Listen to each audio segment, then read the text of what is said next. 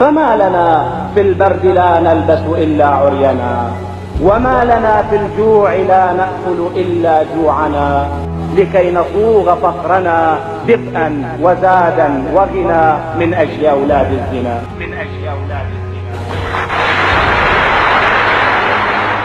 لعنت كل شاعر يغازل الشفاه والأبداء والضفائر في زمن الكلاب والقحاب والمخافر، ولا يرى فوهة بندقية حين يرى الشفاه مستجيرة، ولا يرى رمانة ناسفة حين يرى الأبداء مستديرة.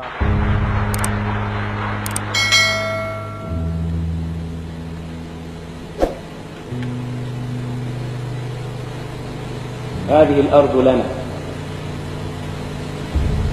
قوت عيالنا هنا، يهدره جلالة الحمار في صالة القمار، وكل حقه به أن بعير جده قد مر قبل غيره بهذه الآبار.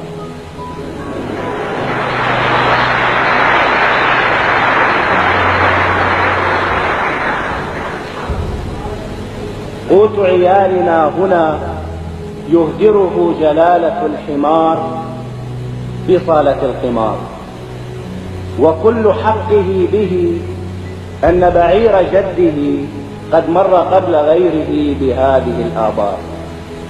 يا شرفاء، هذه الأرض لنا، الزرع فوقها لنا، والنفط تحتها لنا، وكل ما فيها بماضيها وآتيها لنا. فما لنا في البرد لا نلبس إلا عرينا، وما لنا في الجوع لا نأكل إلا جوعنا، وما لنا نغرق وسط القار في هذه الآبار، لكي نصوغ فقرنا دفئا وزادا وغنى من أجل أولاد الزنا.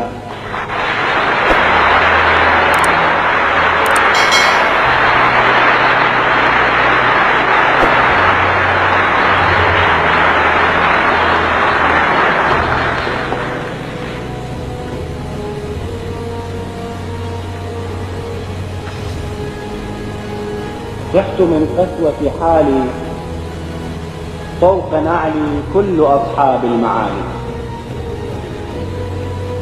صحت من قسوة حالي فوق نعلي كل أصحاب المعالي. قيل لي عيب فكررت مقالي. قيل لي عيب وكررت مقالي.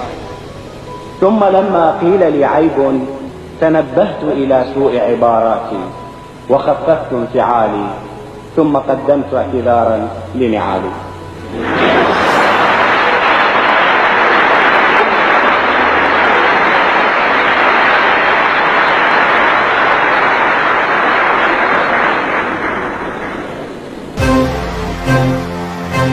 التكفير والثورة.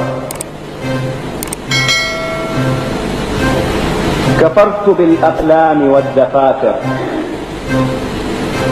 كفرت بالفصحى التي تحبل وهي عاقر، كفرت بالشعر الذي لا يوقف الظلم ولا يحرك الضمائر. لعنت كل كلمة لم تنطلق من بعدها مسيرة، ولم يخط الشعب في آثارها مصيرة. لعنت كل شاعر ينام فوق الجمل الندية الوثيرة وشعبه ينام في المقابر. لعنت كل شاعر يغازل الشفاه والأبداء والضفائر في زمن الكلاب والقحاب والمخافر، ولا يرى فوهة بندقية حين يرى الشفاه مستجيرة، ولا يرى رمانة ناسفة حين يرى الأبداء مستديرة، ولا يرى مشنقة حين يرى الضفيرة.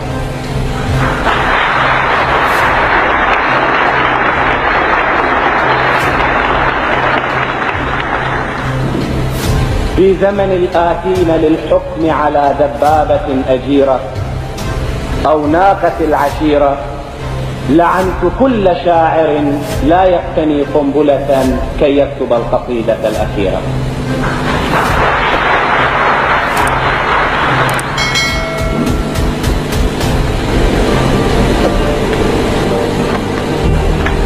معرض الجمال المعظمة في أوروبا المكرمة.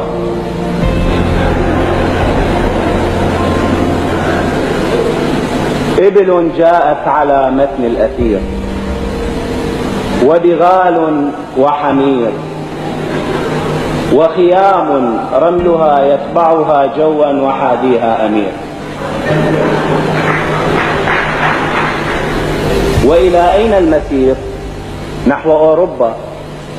وماذا سوف تعمل؟ ليرى الغرب المضلل صورة الإسراء والمعراج حرفيا، فإن طار البعير كيف لا يعقل أن يسري حصان أو يطير؟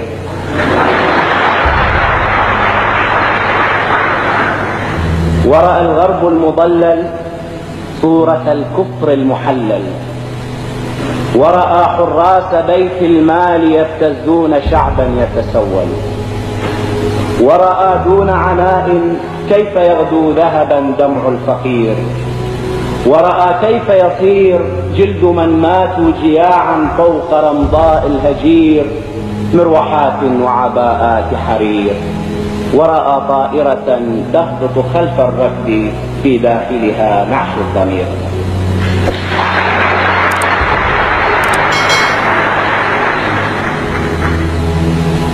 نافق ونافق ثم نافق ثم نافق، لا يسلم الجسد النحيل من الأذى إلا أن تنافق. نافق، فماذا في النفاق إذا كذبت وأنت صادق؟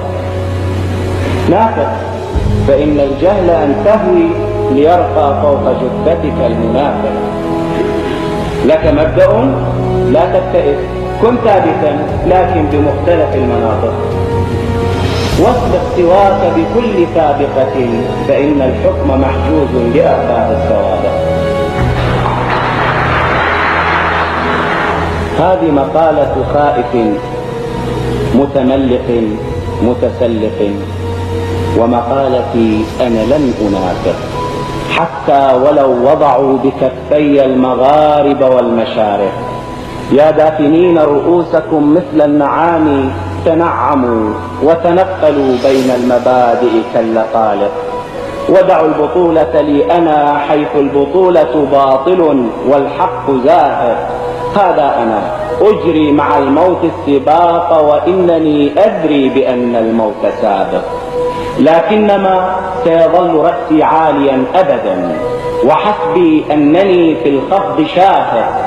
فإذا انتهى الشوط الأخير وصفق الجمع المنافق سيظل نعلي عاليا فوق الرؤوس إذا على رأسي على عقد المشانق.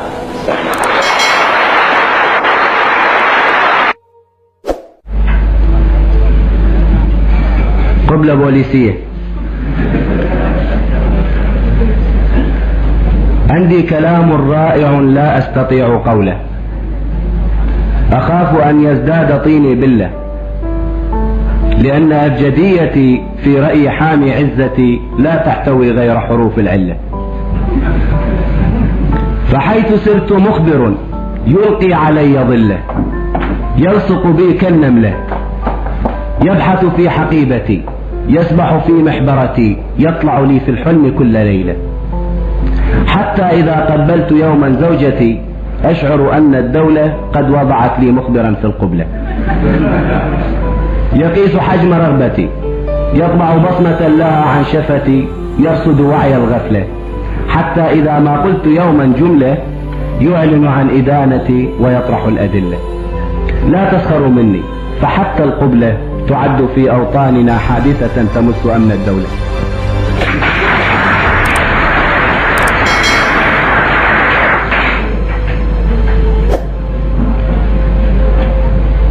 أنا ليس لي علم الحوات كي أخرج الجبل العظيم من الحصاة وأجر آلاف الفوارس كالأرانب من بطون القبعات. أنا ليس لي علم بتعبئة الشجاعة في القناني أو فن تحويل الخروف إلى حصان. أنا لست إلا شاعرا أبصرت نار العار ناشبة بأردية الغفاة فصرخت هبوا للنجاة، فإذا أطاقوا للحياة ستحتفي بهم الحياة، وإذا تلاشت صرختي وسط الحرائق كالدخان فلأن صرخة شاعر لا تبعث الروح الطليقة في الرفات. أنا شاعر حر أعاني من حرقة الآباء أقتبس المعاني، ومداد أشعاري تقاطر من دموع الأمهات، فمتى ستوحي بالهوى شفة الهواني، ومتى ستطلع وردة الآمال في تلك الدوات. شعري عصارة عصركم، لا تطلبوا مني اصطناع المعجزات.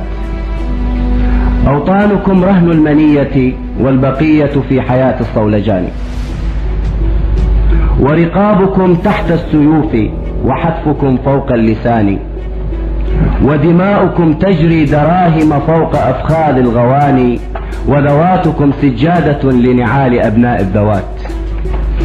هذه بذور حياتكم، واللافتات هي النبات، لا سوق عندي للأماني.